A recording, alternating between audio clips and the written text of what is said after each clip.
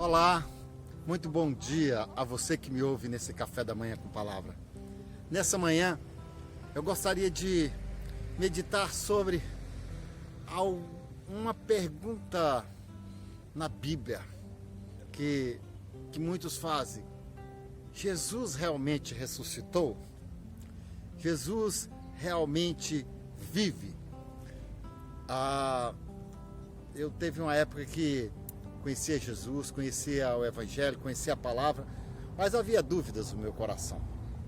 Eu sei que muitos têm dúvidas a respeito se Jesus realmente é Deus, se Jesus realmente é o Senhor.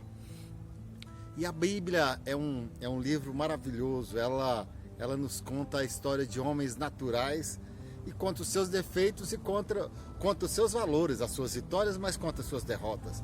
Você vê a Bíblia no Velho Testamento contando as derrotas de Davi, as derrotas dele com relação ao pecado sexual, se tornando homicida, com Samuel, os filhos dele sendo ímpios, de Eli, os filhos dele sendo ímpios.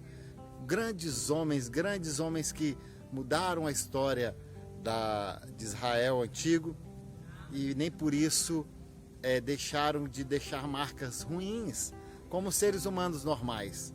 A Bíblia não esconde nada, mas nem por isso deixaram de ser homens que temiam a Deus, que criam no poder do Evangelho. E alguém escreveu que Jesus não pode ter ressuscitado, porque ele apareceu primeiro a duas mulheres. Mulheres são histéricas, e se Jesus tivesse aparecido, ele teria aparecido primeiramente para homens, e porque as mulheres, nas suas histerias, elas distorcem a história. Não acredito nisso, e creio nos relatos bíblicos, quando Jesus está começa o caminho do seu martírio, quando ele está lá no Monte das Oliveiras e é preso. Uma das coisas inusitadas acontece. Pedro, muito eufórico, muito forte, pega, tira a sua espada e corta a orelha de Malco. E na mesma hora, Jesus põe a mão na orelha de Malco, ele é curado, do soldado Malco. E começa o cortejo de levar Jesus às autoridades. A Bíblia relata que quando Pedro está perante o pátio onde estava Jesus, onde foi conduzido Jesus, por 3 vezes ele nega Jesus. Ele teve medo. A história conta também na Bíblia, se você percebe, que todos o abandonaram. Nenhum lutou por ele, nenhum quis morrer por ele, nenhum o acompanhou no momento do seu martírio. Todos fugiram, todos deixaram o seu líder numa situação de solidão, ficou solitário, sozinho. E passam 3 dias, algumas coisas começam a mudar.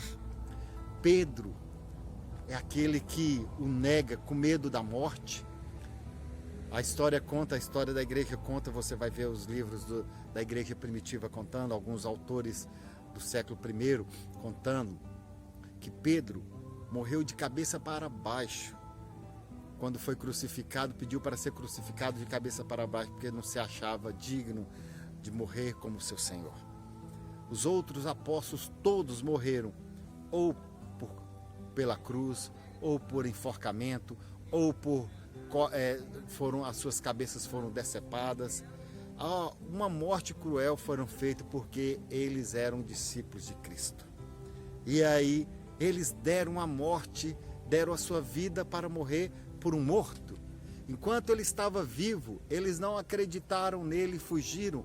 Será que eles seriam tão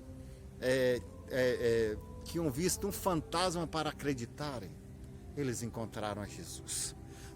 Todas as vezes que nós temos o encontro com o Senhor ressurreto, a nossa vida se torna nada diante dos homens.